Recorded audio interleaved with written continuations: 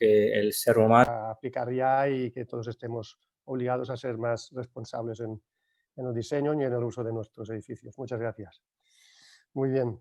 Bueno, ahora el próximo ponente, les quería comentar que el próximo ponente será el señor Michel Vassouf, arquitecto, diseñador de casas Passive House certificadas y certificador de edificación, que actualmente desarrolla sus proyectos como director ejecutivo de la empresa Energie House. La ponencia versará sobre el contexto global y la filosofía del estándar Passive House. Desgraciadamente, el señor Vassouf hoy no se puede conectar en directo, así que nos ha hecho llegar un vídeo con su intervención registrada, la cual procederemos a visualizar ahora mismo.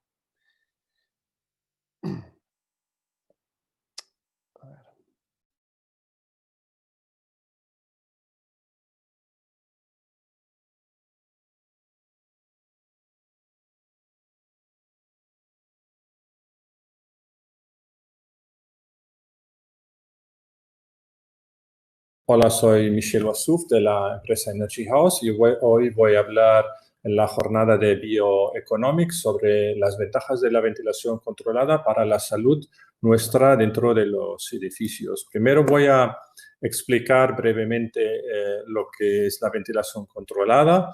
De hecho, es un concepto bastante parecido a lo que el ser humano tiene en su cuerpo, como la ventilación, la respiración a través de los pulmones. Aquí, en este caso, el pulmón de la ventilación controlada es una caja que se llama máquina de ventilación. Tiene dos ventiladores y hace que el aire del exterior, en este caso vemos el aire del exterior que es en azul oscuro, pasa por esta máquina de ventilación, atraviesa una caja que es un recuperador de calor que tiene sus ventajas energéticas, sobre todo para edificios de bajo consumo, y luego atraviesa un filtro para filtrar las partículas y poluciones del exterior y entra de modo limpio hacia el interior. En este esquema lo vemos de color rojo, ¿no? A su vez, el aire viciado de cocinas y baños, en este caso los conductos en color rosa, pasan hacia el exterior, movido por un ventilador, y salen expulsados hacia el exterior del edificio. La propia máquina de ventilación, pues la vemos aquí en una imagen. De hecho, es una máquina que no tiene tampoco tantas complejidades a nivel de tecnología. Dispone de dos ventiladores que hacen que el aire, desde luego, se ha de mover de modo controlado desde el interior hacia el exterior y viceversa. Y luego tiene una caja que es este recuperador de calor. Y a nivel de salud, lo interesante, y si vamos a la izquierda para mirarnos el esquema, pues son estos filtros. Sobre todo lo que nos interesa es un filtro que se llama F7, que hace que el aire del exterior pues viene prefiltrado y pasa ya temperado hacia el interior, atraviesa este filtro F7, que es un filtro muy fino, y aquí esto nos garantiza una calidad del aire bien alta a nivel de salud en las estancias interiores. Aquí en esta imagen vemos pues un ejemplo de una caja de recuperador de calor. Vemos, si hacemos una imagen detallada, que se trata de una malla de conductos. De hecho, a la derecha, esta malla pues aquí corresponde a un recuperador de canales contracorrientes. Hay diferentes tipos de recuperadores de calor. No voy ahora a entrar en las diferencias de estos subtipos, pero esto hace que la energía que viene, por ejemplo, en verano cálida desde el exterior, luego deja una parte de esta energía hacia el aire ya acondicionado, que está en el interior acondicionado, y con lo cual pues se hace como como recuperación de calor y de este modo puedo ahorrar una gran parte de la energía, tanto para enfriar el edificio o calentar el edificio. Esta tecnología ya existe desde hace más de 20 años, sobre todo en los países escandinavos. Ha empezado ya en los finales de los años 80, con lo cual es una tecnología muy madura. Hay fabricantes en España ya propios que fabrican estos sistemas. Vemos, hay desde recuperadores de tamaño muy grande, como para bloques de viviendas. En este caso son bloques de casas pasivas en Austria que se ponen encima de la cubierta, hasta máquinas de pared para uso de viviendas unifamiliares o máquinas de techo. E incluso hay sistemas descentralizados que se meten directamente en la pared del exterior y hacen una ventilación descentralizada. Entonces, a nivel de confort y de salud, hay que controlar una serie de requisitos, sobre todo a nivel de confort, el confort acústico, con lo cual hay que, a la hora de ejecutar estos sistemas de ventilación, también a la hora de dimensionarlos, de proyectarlos, hay que procurar, seguir una serie de pautas para que no haya un ruido, no se percibe un ruido dentro de las estancias. Cuando yo quiero dormir, pues desde luego no quiero tener una emisión acústica más allá de los 30 dBA, decibelios, porque esto puede tener consecuencias al sueño mío a lo largo de la noche, ¿no? Por esto, nosotros como certificadores Passive House, cuando se certifican casas, como por ejemplo hoteles, pues ahí vamos con un aparato para medir esta emisión acústica para comprobar que realmente cumple con los altos estándares de confort de Passive House. También hay unos requisitos de confort en términos de velocidad de aire. Esto es una imagen de lo que se ha medido de velocidades de confort del aire, ¿no? Porque no quiero, si estoy dentro de un espacio en el interior, tener una molestia de corrientes de aire, cosa que conocemos muy bien de los aires acondicionados más tradicionales, ¿no? A la derecha vemos una imagen de un aparato que sirve para medir los caudales de aire. Esto también es importante en los procesos de certificación Passive House para asegurar que realmente el caudal de diseño también se ha ejecutado de modo correcto, ¿no? Estos son pasos más bien de control de calidad en la ejecución de la obra. Si vamos ahora al tema de la salud, pues ya he dicho que los filtros es un concepto muy interesante en estos conceptos de ventilación controlada. Vemos estos filtros que habéis visto antes en el esquema. Esto será el filtro limpio, me imagino, ¿no? Y aquí veis un filtro sucio, un filtro que es lo que nos encontramos después de, en este caso, 3 meses de filtrar el aire en el centro de Madrid, en una casa pasiva en Madrid. Entonces, os podéis imaginar la porquería que estamos, perdona la palabra, pero la estamos respirando dentro de nuestras habitaciones, de nuestras viviendas, sobre todo en las grandes urbes o en las ciudades nuestras, ¿no? Y más aún ahora con la crisis sanitaria, donde ya pasamos más tiempo dentro de las viviendas o de las estancias, pues más hay que procurar en facilitar un sistema de salud dentro del hábitat, ¿no? De hecho, aquí un análisis de la concentración de dióxido de nitrógeno en el norte de Italia es, digamos, la contaminación de la industria y del tráfico de esta parte, ¿no? Y curiosamente, si os recordáis, es precisamente esta parte donde había muchas infecciones de COVID, ¿no? Entonces, existe una de las hipótesis de que esos factores de estrés continuo para la gente que está expuesta toda su vida a estas emisiones, pues va a tener también una sensibilidad mayor para coger enfermedades de pulmones, etc., ¿no?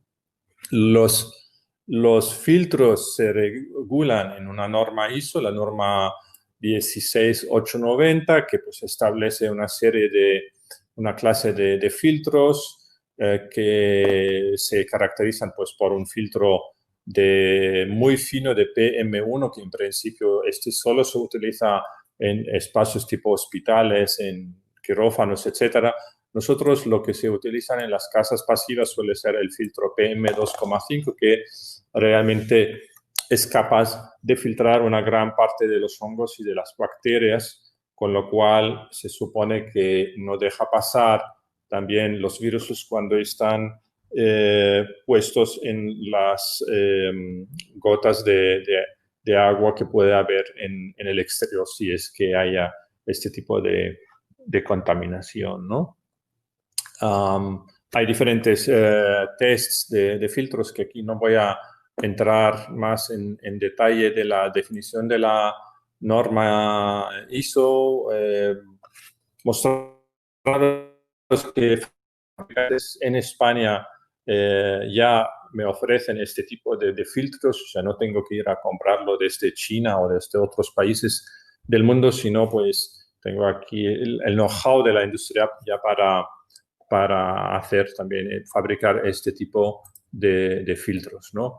Esto también son, pues, un poco la comparativa entre la antigua norma de filtros que trabajaba con los conceptos del F7, F9, G4, pues esto ahora, de hecho, pues tiene una nomenclatura algo diferente. Ahora os voy a mostrar, un poco entro en la parte principal de mi intervención, un estudio muy interesante que se llevó a cabo en Austria en una monitorización a lo largo de 2 años en 123 viviendas, porque se pretendía ver cuáles son realmente las ventajas de un sistema de ventilación controlado, tal como lo he explicado ahora, y un sistema de ventilación tradicional por ventanas. No digo que la ventilación por ventanas sea algo malo, simplemente que en condiciones de estrés de clima, sea térmico o de contaminación, la ventilación controlada puede tener ventajas muy interesantes, ¿no? Y si entramos en esta comparativa de estos 123 viviendas, vemos a lo largo de estos 2 años la cantidad de la TVOC, lo que quiere decir así, es el Total Volatile Organic Components, o sea, es la cantidad de sustancias orgánicas en el aire interior y que, o sea, esto tanto aquí se hizo en el salón y en el dormitorio, y que me muestra cuanto más alto, desde luego, esta concentración, que la curva superior, la que estoy marcando, es la concentración de las viviendas con ventilación manual, y la comparativa a las viviendas con ventilación controlada, con lo cual claramente vemos que aquí hay un mejor performance, ¿no?, de la vivienda con la ventilación controlada.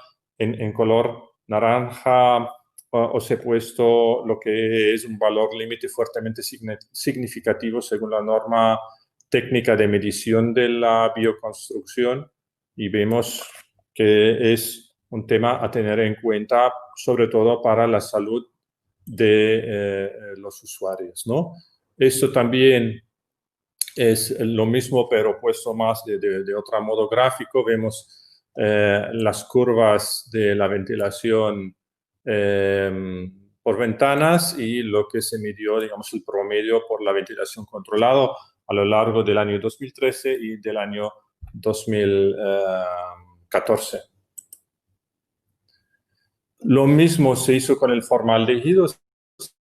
Si sabemos, el formaldehído es una sustancia que puede provocar enfermedades graves, ¿no? Y aquí otra vez la diferencia entre la concentración de formaldehído, sobre todo esto viene emitido por ejemplo, muebles de tipo conglomerados de madera, o bien también de sustancias de plástico de un parquet, un laminado artificial que me va a emitir una serie de emisiones. Entonces, esto es la curva de la ventilación natural y más abajo la curva de la ventilación controlada. En este caso se comparó la cantidad de esporos en el aire. O sea, esto es un tema que se traduce en un peligro de crecimiento de hongos de moho en las paredes o en los muebles, ¿no? Cosa que también es un riesgo para la salud nuestra dentro de las instancias. Entonces tenemos aquí los valores medidos de la ventilación convencional y de la ventilación con un sistema controlado, ¿no? Y aquí otra vez la referencia de concentración en el aire exterior. Entonces todo lo que es por encima ya es una concentración mayor de esporos en el aire dentro de la vivienda. El CO2 es un agente que es fácilmente medible y es un parámetro de la calidad del aire. Por eso, pues, en muchas monitorizaciones se hace sobre todo la medición del CO2.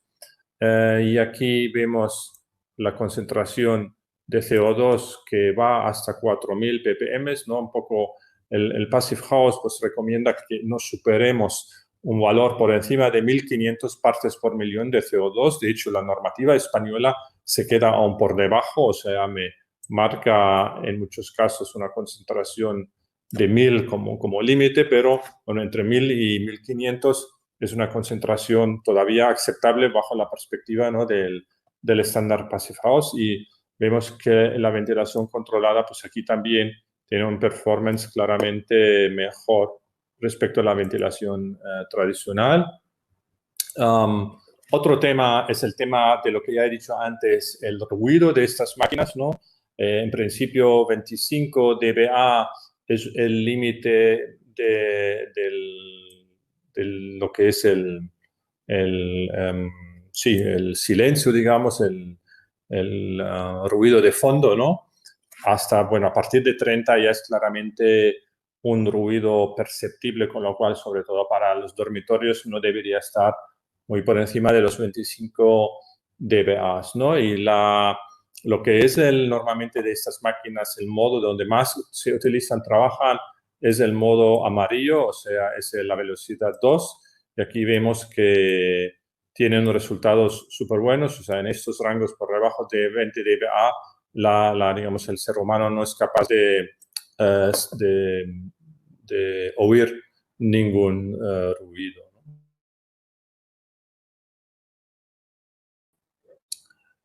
Y para terminar esta comparativa, el tema del radón ahora ha entrado, ¿no? en la nueva normativa del Código Técnico, con lo cual también es un tema a tener en cuenta a la hora de diseñar los edificios. Vemos también el límite de radón según son 60 becquerelios por metro cúbico, que es un valor significativo según la norma técnica de medición de la bioconstrucción.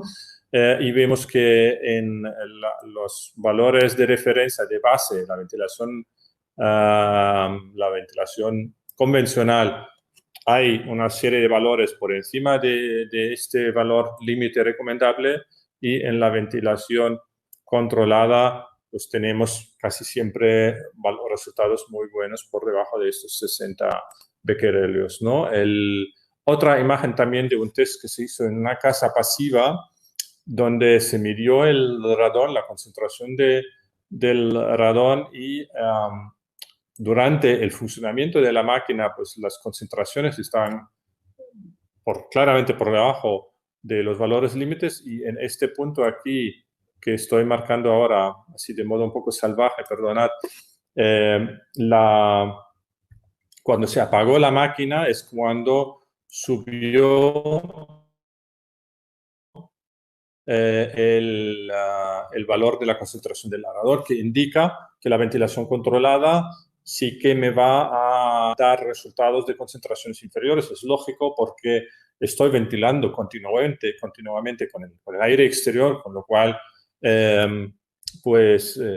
estoy quitando estas posibles, ¿no?, concentraciones de radón que podría tener sobre todo en las plantas bajas o las plantas que están en conexión con los sótanos, ¿no? Un estudio también muy interesante que me gusta bastante es un estudio de un paciente de Alzheimer donde se registró la concentración de CO2 en el dormitorio durante diferentes noches y se registró también los movimientos, digamos, de comportamiento, lo que aquí veis, comportamiento agitado durante de la noche. Y son estos, digamos, puntos donde se notó que el paciente, bueno, la persona está como nervioso en la cama y que curiosamente coincidían en muchos casos con la alta concentración de CO2, o sea, con la mala calidad del aire de esta estancia. Y con esto, en principio, agradecer la paciencia de los oyentes. En principio, pues ha sido unas pinceladas así muy básicas de en este caso, las ventajas de la ventilación controlada. Digo que es un concepto poco conocido en España, pero que vale la pena, pues, acercarse a este concepto de modo, pues, menos emocional, ver cuáles son sus ventajas y desde luego no hay que olvidar que las ventanas siempre las vamos a abrir para escuchar los pájaros del exterior y abrazar sea el invierno o verano o cualquier época del año. Muchas gracias por mi parte y hasta luego. Bueno, pues le damos las gracias al señor Bassouf por